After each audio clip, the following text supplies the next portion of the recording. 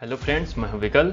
और क्या आप जानते हैं कि दुनिया में ऐसे पिरामिड मिले हैं जिनकी लंबाई गीजा के पिरामिड से एक नहीं दो नहीं पूरे 10 गुना बड़ी है, जिसे देखकर वैज्ञानिक भी हैरान हो गए हैं। और क्या आपको पता है कि अंटार्कटिका में एक ऐसी नदी है जिसमें पानी की जगह खून बहता है। आपको पता है कि अंटार्कटिका में इंसानों का रह पाना कितना मुश्किल है, लेकिन अगर वहीं से इंसानों के लगभग 200 साल पुराने कंकाल मिले तो आप क्या सोचेंगे? वहां पहले कोई मानव सभ्यता बसी थी या फिर वहां पर एलियंस का आना जाना होता है? अगर नहीं पता तो मैं किस लिए हूं। तो चलिए शुरू करते हैं। दोस्तों, आज दुनिया साइंस एंड टेक्नोलॉजी में इतनी डेवलप होने के बाद भी इनका रहस्य वैज्ञानिकों के लिए सिर दर्द बना हुआ है। इनके सर का दर्द तब और बढ़ गया जब 2016 में एक रिसर्च के दौरान अंटार्कटिका में 3 पिरामिड पाए गए।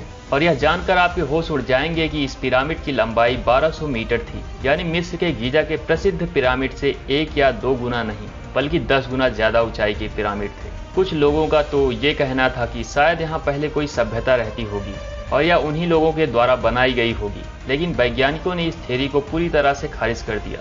वैज्ञानिकों का कहना है कि शायद ये माउंटेन्स के इरोजन के कारण बना हो। अब सच क्या है, ये आज भी एक रहस्य बना हुआ है। दोस्तों, हमें ये तो पता है कि अंटार्कटिका पर इंसानों का रह पाना बहुत मुश्किल है, और जहाँ पर इंसान का रहना मुश्किल हो, अगर वहीं से इंसानों के अवशेष मिले तो ये वाकई होश उड़ा देने वाली बात है। वो भी 5 या 10 साल पुरानी नहीं बल्कि 175 साल पुरानी अवशेष।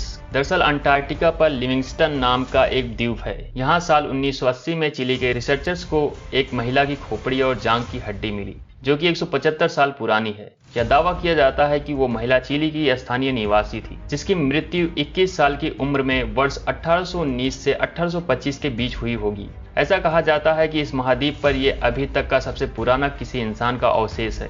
जिस जगह पर इस औरत के अवशेष पाए गए हैं वो दक्षिणी चिली से तकरीबन 1000 किलोमीटर दूर है।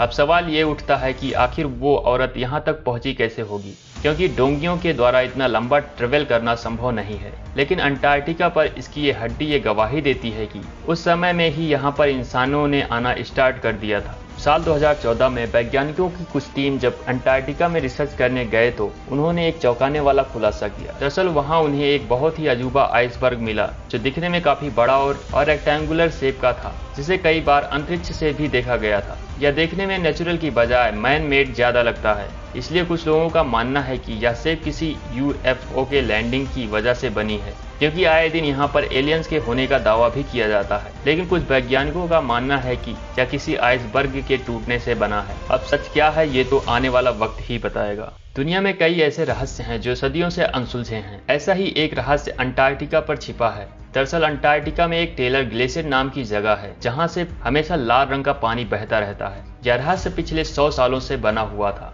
जिसे आज तक कोई सुलझा नहीं पाया था।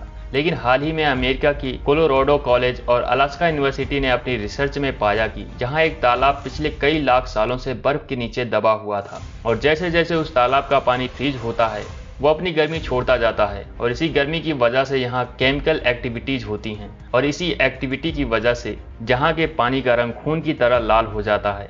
साल 2003 में वैज्ञानिकों ने अपने रिसर्च में फिर ये पाया कि इस पानी में आयरन ऑक्साइड की भरपूर मात्रा है, और इस आयरन ऑक्साइड की वजह से यहाँ पानी का रंग लाल होता है।